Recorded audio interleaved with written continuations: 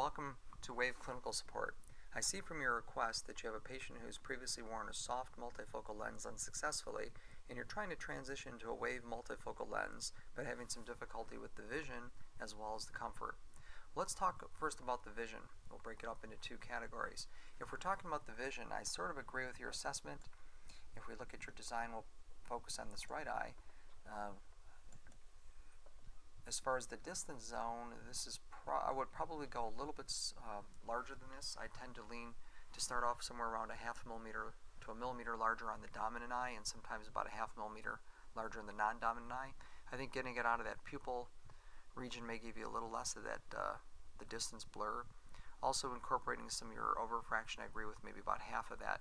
That should help you out as far as getting these lenses performing better from a visual standpoint. The comfort presents a different challenge for us. Looking at these designs, I actually kind of like your designs. I probably would have started off with something very similar if I was working on this patient on my own. If we look at this right eye, you see it very nicely aligned. And I kind of question it may be almost too nicely aligned. I've worked with a number of patients through the years, and I find sometimes we go out of our way to get these lenses so perfectly aligned along these meridians that we don't get a whole lot of tear exchange, and I'm wondering if maybe we're not getting enough tear pump and we're getting some dryness with it. So if we think about the patient's symptoms, if we're getting just awareness, I feel the lenses when I blink, we may need to stabilize those things, maybe go a little bit larger. You could probably get away with up to maybe 11 millimeters here. I've actually had some patients that have gone into a semi-scleral lens where we go up to about 14 millimeters to anchor that right up here on the sclera, and those actually lenses can work quite well. If it's more of a dry, my eyes are scratching kind of feel, you may be dealing with more of a dry eye issue, and I would be very suspicious in these patients that I would look back at their medical history, their ocular history, and see if they have a history of rheumatoid factor or possibly a meibomian gland issue, which might lend to a less than robust tear film. And if that's the case, as it quite often is in adults, presbyopic adults, especially women, you might be fighting a bit of an uphill battle. With that said, there's a few things we can try to improve that comfort. If we look at this, the designs, I see you chose axial and one in tangential, and I understand that was mainly just to get the lenses for a little bit better alignment. And if you recall from your Wave training, axial lenses tend to be a little bit more efficient at aligning in the central zone and tend to be a little less efficient out here. In general, they tend to be fitting a little steeper.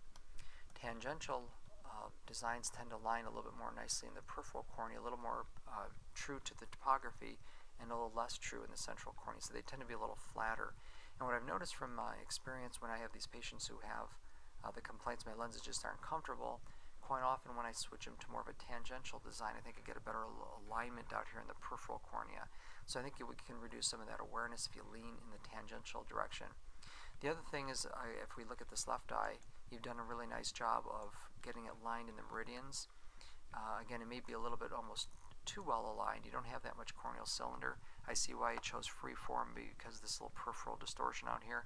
I might be inclined to go back to even a G-Sim lens and see if we can see what that might look like for us. We'll give it a moment here to do some adjustments.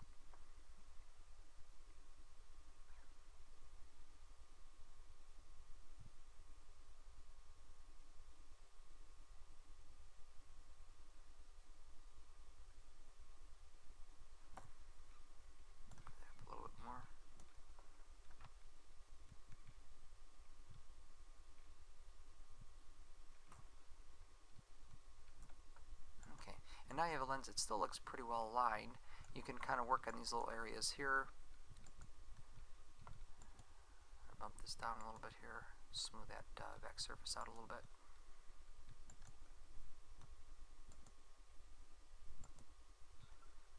I'll take a look and see what we have. Now I have a lens that's still very nicely aligned, but we get a little more tear exchange off of here, and I'd probably lift up this peripheral zone here a little bit more to make sure you get enough tear pump in this vertical meridian. That might help get a little more tear flow beneath that lens to help reduce some of the physical awareness and that kind of discomfort if it is a later in the day after I've worn them for a while, kind of discomfort. Same thing in this eye, very nicely aligned in the axial line design. I'd probably lean again toward the tangential to probably get a little truer representation of this peripheral cornea. and then be sure to leave enough tear pump, especially in this vertical meridian, maybe bump these up a little bit higher to make sure you have a little edge lift there.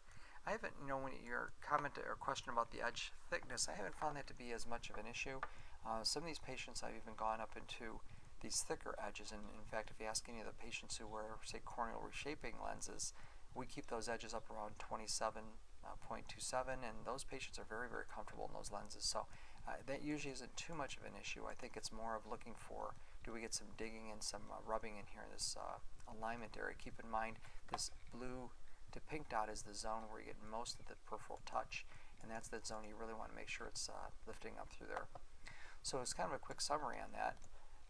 Again, you mentioned that the patient has to tilt down a little bit. I agree, they were probably trying to get into that pupillary zone, so maybe widening up that zone a little bit will be helpful. Incorporating your overfraction will also be helpful.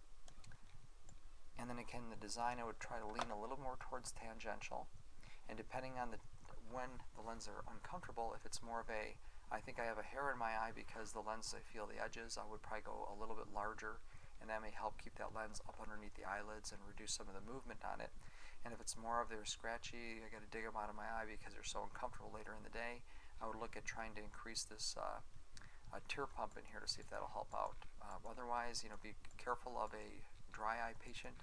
I've found through the years that some of these patients are asymptomatic, but once you get them into these lenses, their tear film, their poor tear film, or their less robust tear film layer, it tends to become of a problem.